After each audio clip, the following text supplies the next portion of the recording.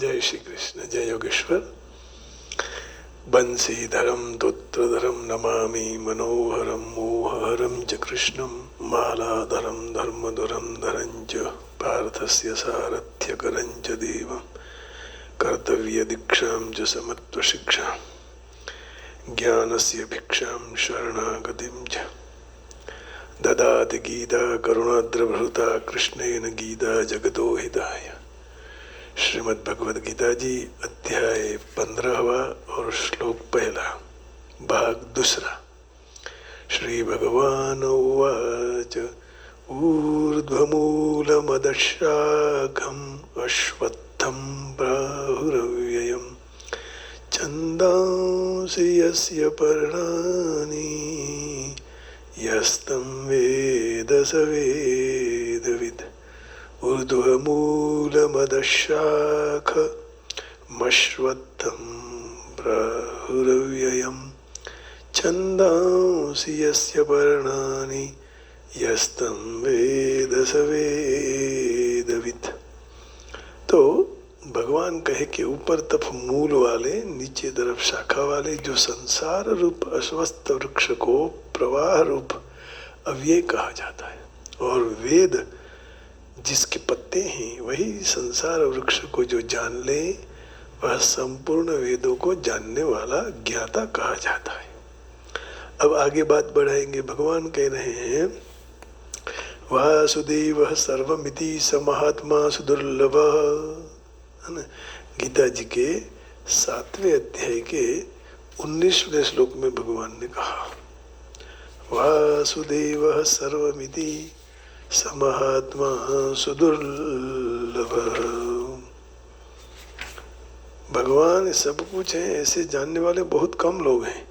बहूनां जन्मनां अन्ते ज्ञानवान् मां प्रपद्यते वासुदेवः सर्वमिति समहात्मा सुदुर्लभ।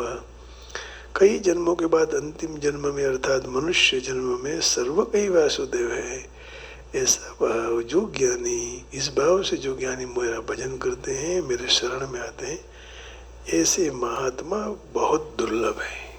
क्योंकि कोई मानने को तैयार नहीं है ना, सब खुद भगवान बनना चाहते हैं।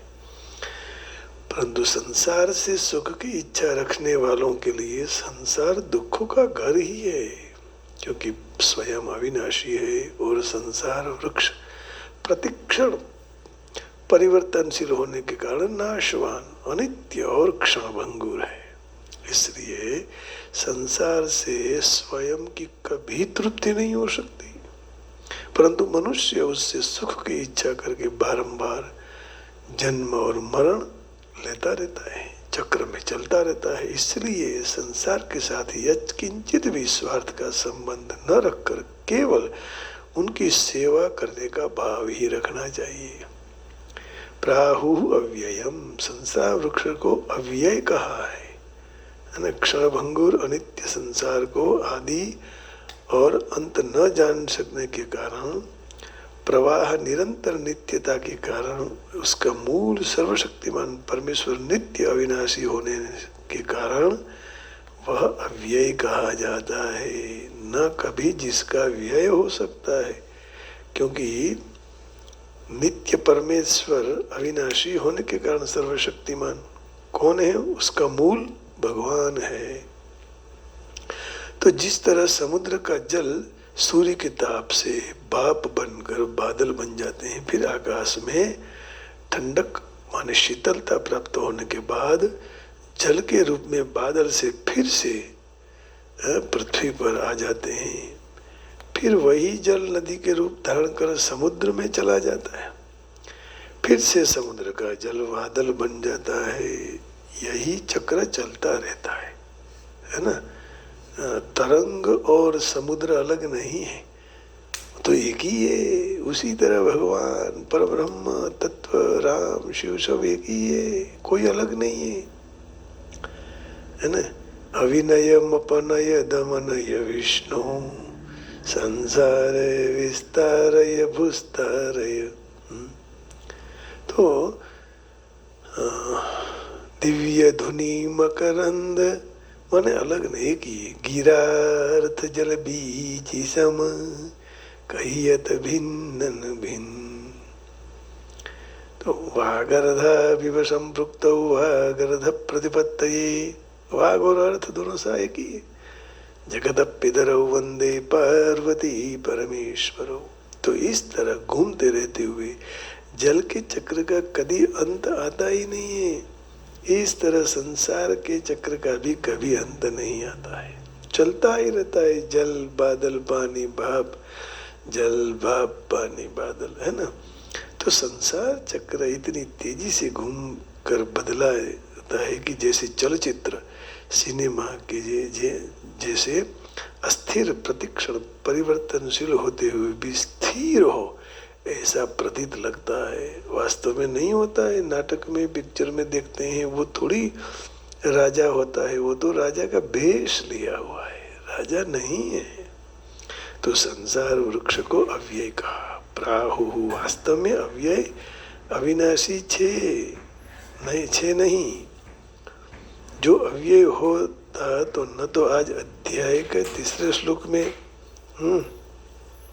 ऐसा कहते कि संसार का जैसा स्वरूप है वैसा उपलब्ध नहीं होता है, और न इस संसार वृक्ष को वैराग्य रूपी दृढ़ शास्त्र के द्वारा छेदन करने के लिए भगवान कहते, प्रेरणा करते। छंदांसि यस्य पर्णानि यस्तं वेद स वेदवित्। वेद और संसार वृक्ष, वेद जो है वो संसार वृक्ष के पत्ते हैं। यह वेदों के साथ तात्पर्य वेदों के अंश के साथ है, जैसे सकाम कर्मों में अनुष्ठान का वर्णन किया है।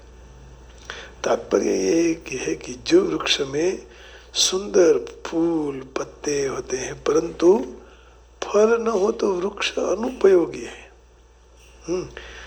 जैसे क्षण का विवेचन दार्शनिकों ने इस तरह किया है। कमल के पत्ते ऊपर यदि सुई भोंकी जाए, लगाई जाए, तो सुई की दूसरी तरह निकलने में 3 क्षण लगते हैं। पहले क्षण में स्पर्श, दूसरे क्षण में छेदन और दूसरे क्षण में बाहर निकलना। 3 क्षण लगती है, पहले स्पर्श, फिर छेदन, फिर बाहर आना। तो वेदों में सकाम मंत्रों की संख्या तो 80,000 है, परंतु मुक्त करने वाले मंत्रों की संख्या 20,000 ही है। तो उसमें 4,000 मंत्र ज्ञान कांड के और 16,000 मंत्र उपासना कांड के हैं। तो फल न हो तो वृक्ष अनुपयोगी है, क्योंकि वास्तव में तृप्ति तो फल से ही होती है। फूल और पत्ते तो केवल सुंदरता के लिए है। इसलिए सुख भोग इच्छाने वाले सकाम पुरुष को भोग ऐश्वर्य रूपी फूल पत्तों से संपन्न और संसार वृक्ष से बाहर से तो सुंदर प्रतीत होता है, परंतु उससे सुख इच्छने वाले के कारण वह अक्षय सुख तृप्ति अर्थात महान आनंद की प्राप्ति नहीं होती। वेद विहित पुण्य कर्मों का अनुष्ठान स्वर्ग आदि लोगों की कामना से यदि करने में आवे तो निषिद्ध कर्म करने की अपेक्षा है, वह श्रेष्ठ तो है, परंतु कर्मों से मुक्त नहीं हो सकती है, क्योंकि फल भोग के बाद पुण्य कर्म नष्ट हो जाते हैं और उसको फिर से संसार में आना पड़ता है। 9वें अध्याय के 21वें श्लोक में भगवान ने कहा है, क्षीणे पुण्ये मर्त्यलोकं विशन्ति तीतं भुक्त्वा स्वर्गलोकं विशालं क्षीणे पुण्ये मर्त्यलोकं विशन्ति एवं त्रयी धर्ममनुप्रपन्ना गतागतं कामकामा लभन्ते तीतं भुक्त्वा स्वर्गलोकं विशालं क्षीणे पुण्ये मर्त्यलोकं विशन्ति एवं त्रयी धर्ममनुप्रपन्ना गतागतं कामकामा लभन्ते। वे विशाल स्वर्गलोक के भोगों को भोग कर पुण्य क्षीण होते ही मृत्युलोक में वापिस आ जाते। इस तरह तीनों वेदों में कही हुई सकाम कर्मों के आश्रय लेने वाले और भोग की इच्छा करने वाले मनुष्य का आवागमन प्राप्त होता है, आना जाना चालू रहता है। इस तरह सकाम कर्म और उसका फल दोनों उत्पन्न और नष्ट होने वाले हैं।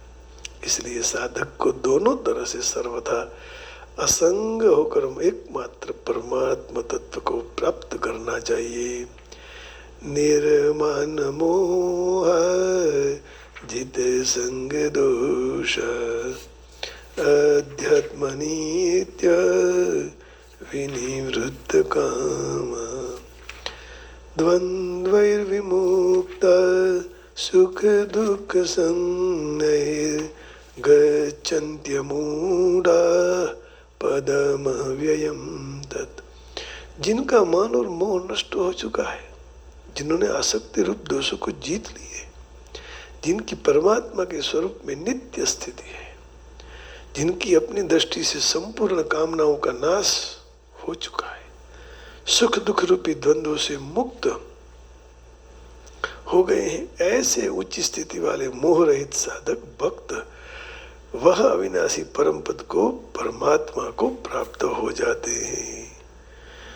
तो पत्ते वृक्ष की शाखा से उत्पन्न होने वाले और वृक्ष की रक्षा और वृद्धि करने वाले होते हैं। पत्तों से वृक्ष सुंदर दिखाई देता है, दृढ़ होता है। पत्ते हिलने से वृक्ष की मूल और थड़ शाखाओं दृढ़ होते हैं। वेद भी संसार वृक्ष की मुख्य शाखा रूपी ब्रह्मा जी से प्रकट होती है। तो पत्ते का भी अर्थ है तो सुंदरता है और मूर्धड़ शाखा का दृढ़ता होती है। और वेद भी संसार वृक्ष से मुख्य रूपी ब्रह्मा जी से प्रकट हुए हैं। तो वेद विदित कर्मों से संसार की सिद्धि होती है, संसार की वृद्धि और रक्षा होती है। माने वेद महत्व का है, इसलिए वेद के पत्तों को पहले स्थान दिया गया। संसार में सकाम काम्य कर्म से स्वर्ग आदि में देवयोनि प्राप्त होती है।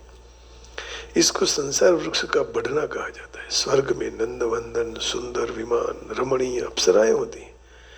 इसी को संसार वृक्ष के सौंदर्य की प्रतीति कहते हैं। सकाम कर्म करते रहने से बारंबार जन्म मरण होता रहता है और संसार वृक्ष का दृढ़ होना कहा जाता है। इन पदों से भगवान ये कहना चाहते हैं कि साधक को सकाम भाव वैदिक सकाम कर्मष्ठान रूपी पत्तों में न फंसकर संसार वृक्ष के मूल परमात्मा का आश्रय लेना चाहिए, क्योंकि पत्तों को से कुछ नहीं होता है ना। मूल को पकड़ लो। परमात्मा का आश्रय लेने से वेदों का वास्तविक तत्व जान सकते हैं। वेदों के वास्तविक तत्व संसार का स्वर्ग नहीं है, लेकिन परमात्मा है ना। यस्तम वेद स वेदविद सर्वे वेदा यत् पदम आमनन्ति। कठोपनिषद कहते हैं सर्वे वेदा यत् पदम आम। सारे वेदों ही परम पद परमात्मा का वारंवार प्रतिपादन करता है। मम साधर्म्यमागतः, यही बात भी गीता जी में कही है।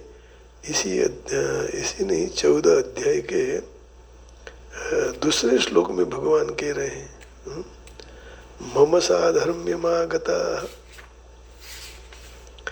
इदं ज्ञानमुपाश्रित्य मम साधर्म्यमागतः सर्गेऽपि नोपजायन्ते प्रलयेन व्यदन्ति च। इस ज्ञान के आश्रय जो भी मनुष्य मेरी सधर्मता को प्राप्त कर चुके हैं वह सृष्टि के आरंभ में फिर से जन्म नहीं लेते हैं और प्रलय काल के समय व्याकुल नहीं होते हैं। तो संसार वृक्ष को जो मनुष्य जानता है वह सारे वेदों का यथार्थ तात्पर्य को जानने वाला है, क्योंकि वह पत्तों को नहीं पकड़ेगा, वो तो वृक्ष को पकड़ेगा। संसार के क्षण भंगुर अनित्य जानकर उनसे कभी किंचित मात्र सुख की आशा नहीं रखनी चाहिए। इसी को संसार को यथार्थ रूप में जाना गया कह सकते हैं। वास्तव में संसार को क्षण भंगुर जान लेते ही सुख भोग हो ही नहीं सकता है। सुख भोग के समय संसार क्षण भंगुर नहीं दिखाई देता है।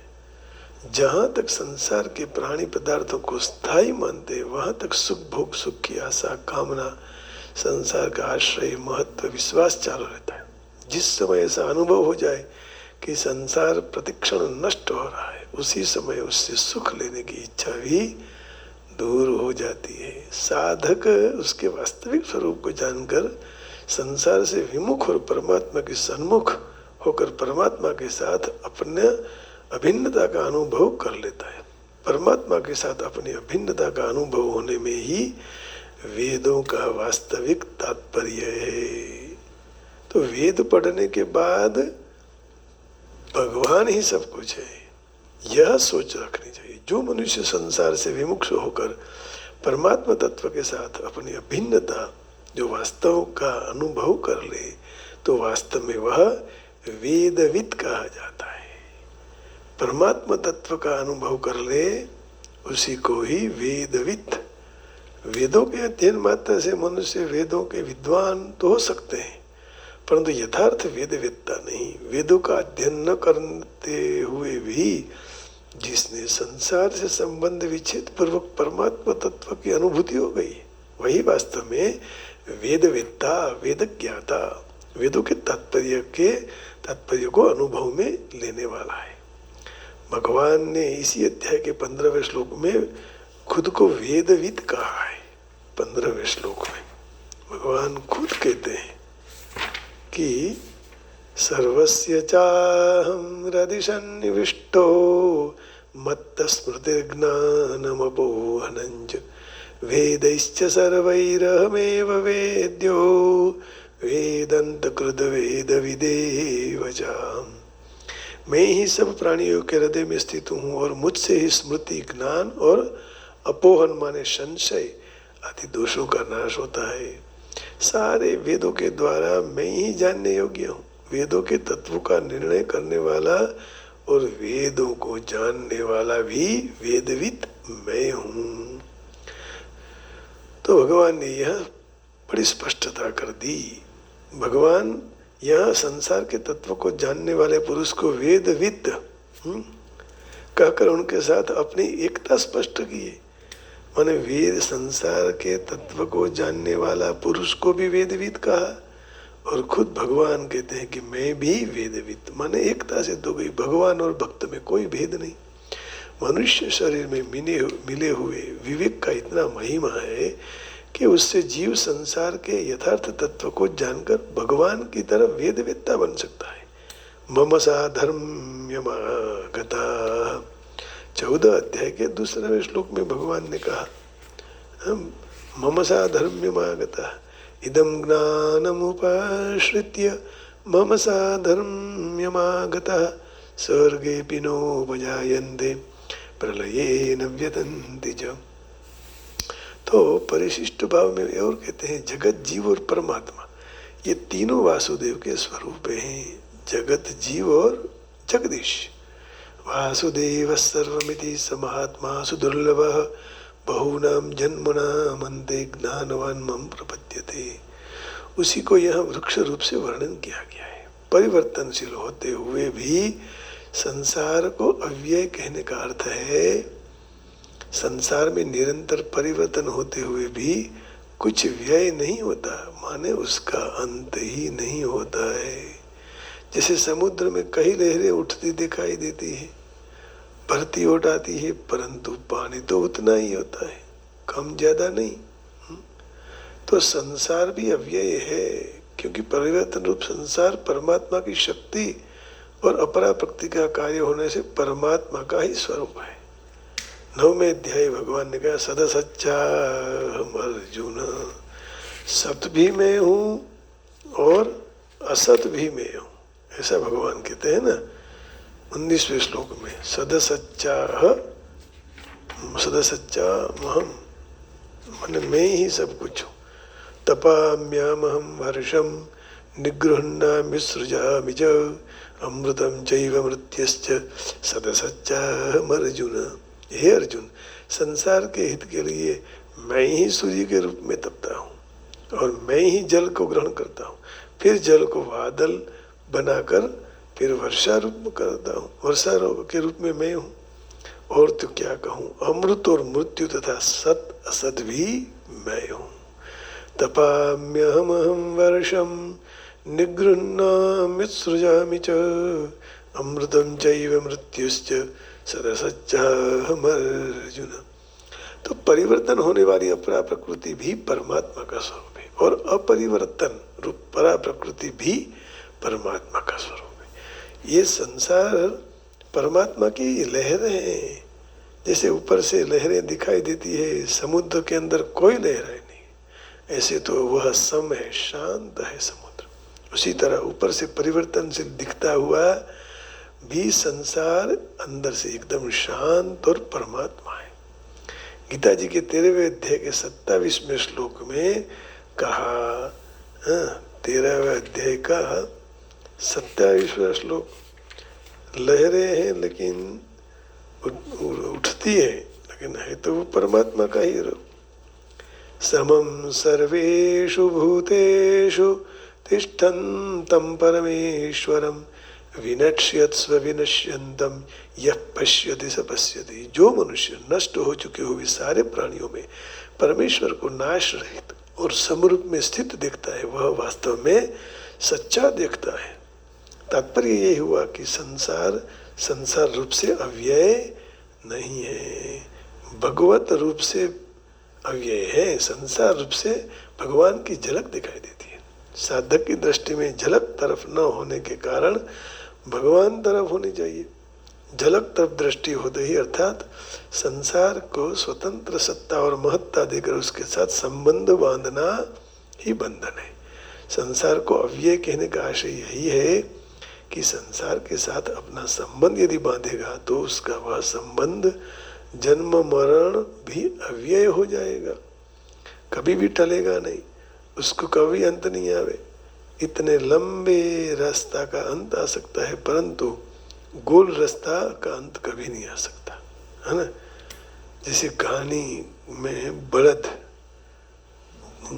जैसे जन्म मरण और मरण के बाद जन्म, गोल रास्ता ये।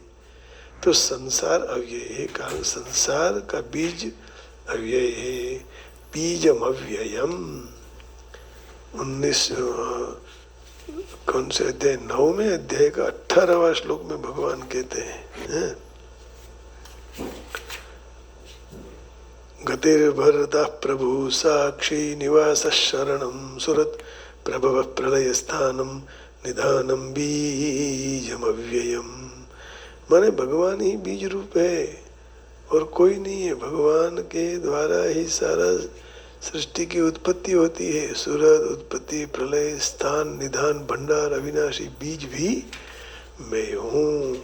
भगवान ही सब कुछ है और भगवान के द्वारा ही सब कुछ होता है। तो यही स्वीकार करके जीवन में आगे बढ़ना चाहिए। तो अर्थ ये है, the supreme personality of godhead said, it's said that tree is the impressible banyan tree that has its roots upward and its branches down and whose leaves are the Vedic banyan. Human, one who knows this tree is the knower of the Vedas. तो वेदविद उसी को कहा जाएगा जो भगवान को जान लेगा।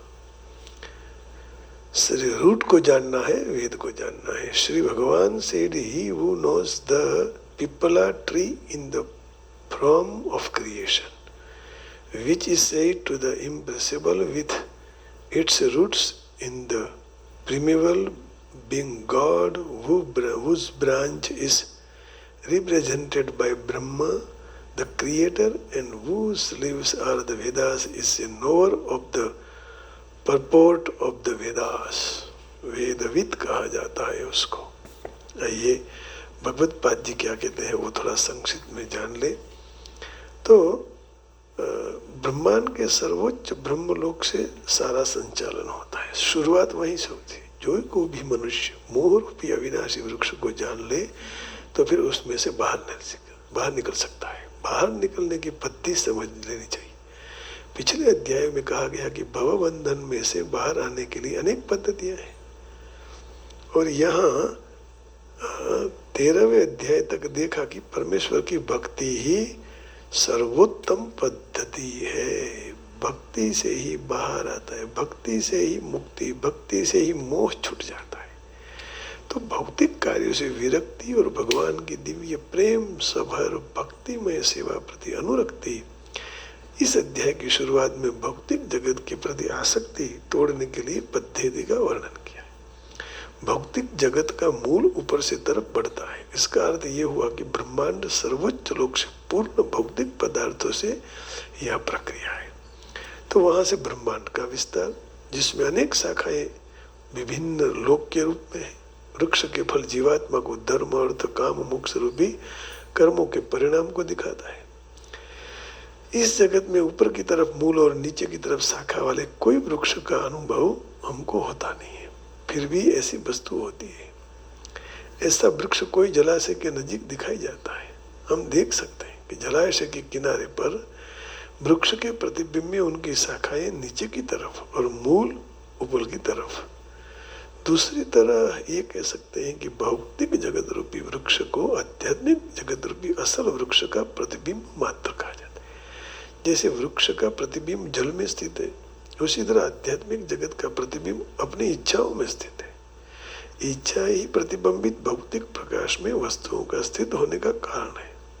जो मनुष्य भौतिक जगत में से बाहर निकलने का इच्छता है, सोचता है, तो पृथक्करणात्मक अध्ययन के द्वारा वृक्ष को बराबर जान लेना चाहिए। तभी ही वृक्ष के साथ अपना संबंध विच्छेद कर सकता है।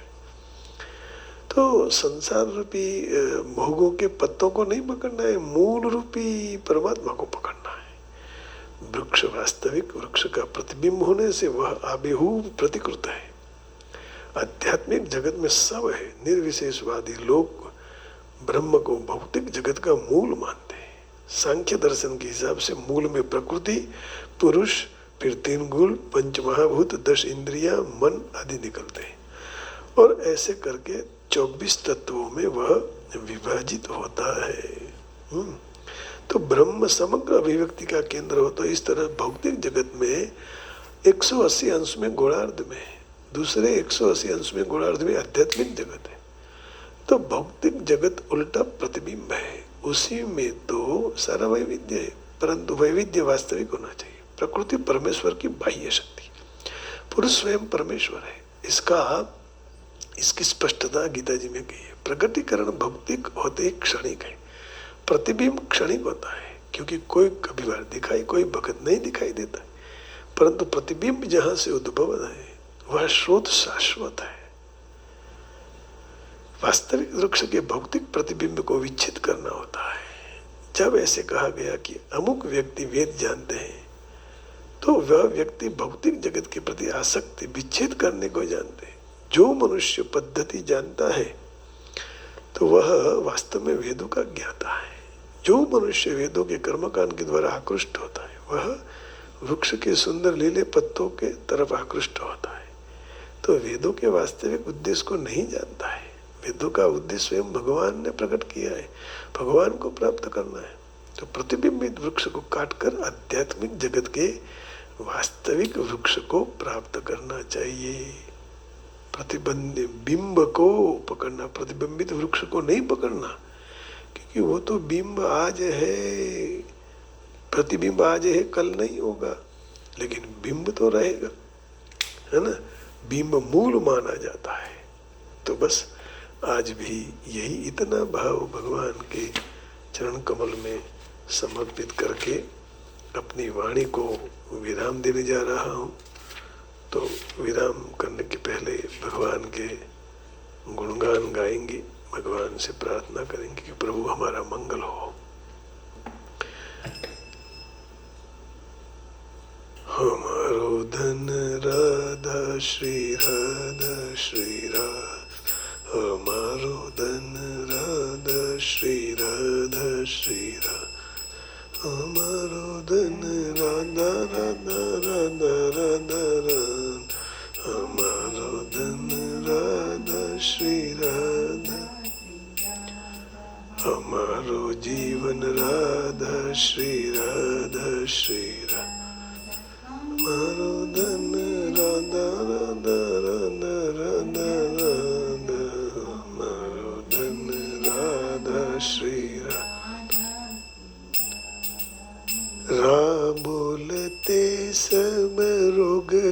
जाए, धा बोलने से बाधा कट जाए।